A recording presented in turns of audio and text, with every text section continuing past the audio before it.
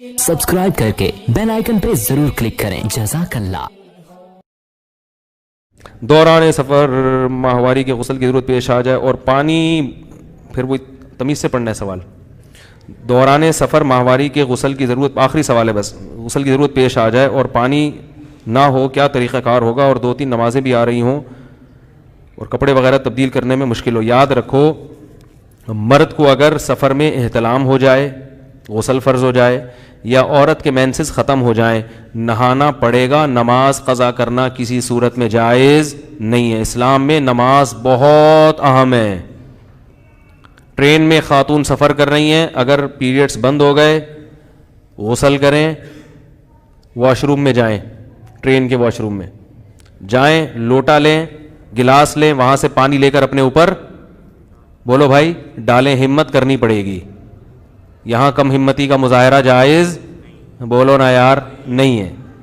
और अगर वहाँ पानी नहीं है तो किसी दूसरे बोगी में जाएं, वहाँ से लेके पानी लें, लोगों से हया और पर्दे के में होते हुए मांगें। अगर मायूस हो जाएं तो फिर तयम्मुम है। और फिर जैसे ही गाड़ी स्टेशन पर रुकती है, कहीं गुस्ल का मौका मिलता है और ये यकीन भी हो कि गाड़ी चलनी जाएगी। हाँ, वैसे तो स्टेशन पे औरत को तो मौका मेरा ख्याल है नहीं मिल सकता, क्योंकि इतना टाइम गाड़ी रुकती भी नहीं है और वहाँ कोई पर्दे का इंतज़ाम भी नहीं होता। लेकिन जहाँ जितना पॉसिबल है उस हद तक आपको ज़ोर लगाना पड़ेगा। फिर भी अगर मुमकिन नहीं हुआ तो फिर तयम्मुम है। समझा पा रहा हूँ अपनी बात? नहीं समझा पा रहा मेरा ख्याल है। तो फिर है तयम्मुम दूसरे दर्जे में, और तयम्मुम उस वक्त तक है जब तक पानी का इंतज़ाम ना हो। जैसे इंतज़ाम हो गया तो तयम्मुम ख़त्म, फिर गुस्ल करना पड़ेगा। तो नमाज छोड़ना जायज़ किसी सी, जहाज़ में सफ़र है तो वॉशरूम में जाएं, वहाँ पानी से किसी तरह से, लेकिन पानी ऐसे नहीं कि बाल्टियों की बाल्टियाँ हो, पूरा जहाज़ का बैलेंस क्या हो गया, तो वहमी आदमी का तो गुस्ल होगा ही नहीं ना, वहमी का नहीं होगा। ये नॉर्मल लोगों की बात कर रहा हूँ। जाएं, थोड़ा सा गिलास लेके, मलने पे ज़्यादा जोर लगाएं ताकि हर जगह पानी पहुँच जाए। समझा पा रहा हूँ अपनी बात?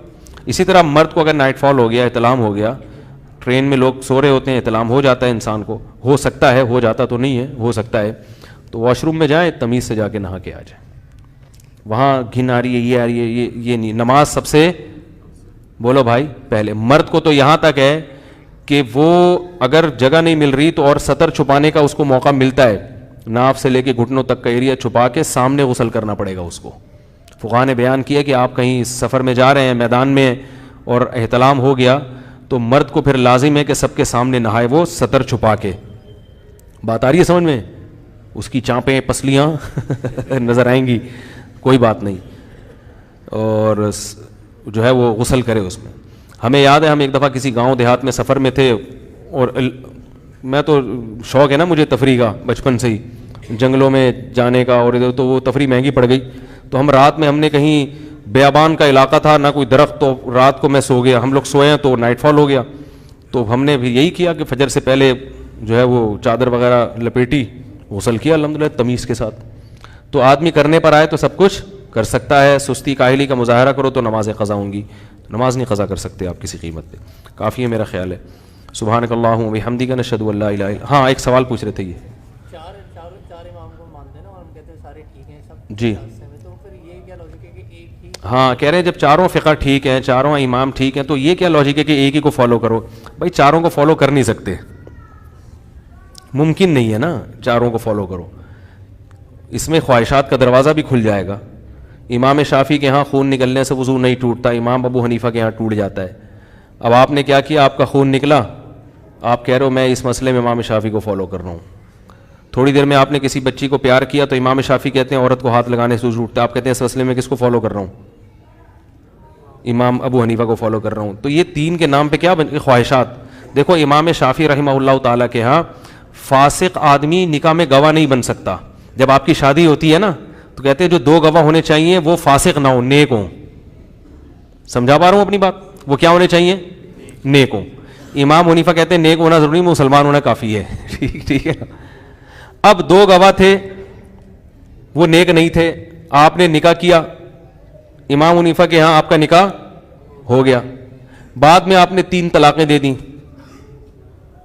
अब 3 तलाक़ें देने के बाद आप दोबारा निकाह करना चाह रहे हैं, तो चारों अइम्मा के नज़दीक अब इस औरत से दोबारा निकाह نہیں ہو سکتا. آپ کہہ رہے ہیں چونکہ امام شافعی کے مذہب کے مطابق تو میرا نکاح ہی نہیں ہوا تھا, جب نکاح ہی نہیں ہوا تو یہ طلاق بھی نہیں ہوئی, لہذا میں ان کے مذہب کے مطابق اب 2 عادل گواہوں کی روشنی میں دوبارہ نکاح کر رہا ہوں. تو پریکٹیکلی ایک چیز ممکن نہیں ہے, کہنا آسان ہے لیکن پریکٹیکلی ایسا ہوتا نہیں. ایک صاحب جھینگا کھاتے ہیں شوق سے, کہتے ہیں میں شافعی فقہ کو فالو کرتا ہوں, کیکڑے بھی کھاتے ہیں, جھینگے بھی کھاتے ہیں, ٹھیک ہے مکروہ ہے, ناپسندیدہ ہے, حرام نہیں, ایسے حرام نہیں ہے جیسے کتا اور خنزیر جیسے حرام ہے, اس طرح نہیں ہے, لیکن بہرحال ناپسندیدہ. میں نے کہا آپ نہ کھائیں, چلو جھینگا تو حضرت مفتی تقی صاحب کہہ رہے ہیں, کیکڑے کو تو وہ بھی جائز نہیں کہتے, نہ کھائیں آپ. تو وہ کہنے لگے کہ میں اس مسئلے میں امام شافعی کو فالو کرتا ہوں. میں نے کہا اچھا صدقہ فطر کے دن تو آپ پیسے دیتے ہو, گندم 2 کلو گندم کے 2.25 کلو گندم یا 2.25 کلو گندم کے آپ پیسے دیتے ہو, امام شافعی تو پیسے دینے کو جائز نہیں سمجھتے. وہ کہتے ہیں صدقہ فطر میں عین گندم دینی پڑے گی یا کھجور دینی پڑے گی 4.5 کلو, تو آپ صدقہ فطر میں یہاں پر کھجور کا تھیلا لا کے رکھا کریں یا گندم کا. کہتے ہیں یار اس مسئلے میں کس کو فالو کرتا ہوں. تو جہاں بات بنی ادھر لڑک گئے. تو اس لیے ائمہ نے دین کو تماشا اور کھیل بنانے سے منع کیا کہ بھائی جب چاروں برحق ہیں تو برکت اسی میں ہے, نفسانی خواہشات کا غلام بن جاتا ہے انسان, وہ اسی میں کہ ایک فقہ کو کیا کرو.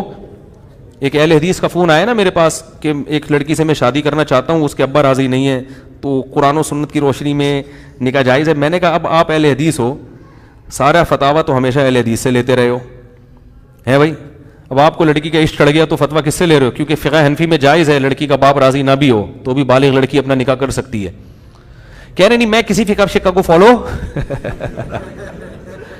قرآن حدیث کی روشنی میں بتائیں. تو میں نے کہا آپ اہل حدیث سے اب تک اس لیے پوچھتے رہے ہو کہ آپ کے خیال میں وہ قرآن حدیث سے بتاتے تھے اور آپ کے خیال میں اندھا مقلد تھا. اب اندھا مقلد آپ کو آپ کے خیال میں, حالانکہ میں اندھا مقلد نہیں ہوں, آپ کے خیال میں جو اندھا مقلد ہے وہ اب قرآن و حدیث کے حساب سے گائیڈ کرے گا آپ کو, اور جو وہ لوگ تھے وہ اندھے مقلد ہو گئے اب. تو میں نے اس کو نہیں بتا, میں نے کہا جاؤ ادھر ہی جا کے ان سے مسئلہ پوچھو. سمجھ میں آ رہی ہے بات؟ ہاں کچھ مسئلے اہل حدیث کے اجماع کے خلاف ہیں, وہ تو میں بتاتا رہتا ہوں, وہ بالکل اس میں آپ کسی کو, اس میں تو کسی ایک کو فالو بھی نہیں کیا جا رہا. اس میں اجماعی مسائل میں تو حنفی شافعی نہیں ہوتا, وہ تو یہ حنفی شافعی تو فروعی اختلافی مسائل میں انسان ایک کو فالو کرتا ہے. جو اجماعی مسائل ہے اس میں تو 5 نمازیں ہم اس لیے تھوڑی پڑھتے ہیں کہ امام حنیفہ نے کہا ہے.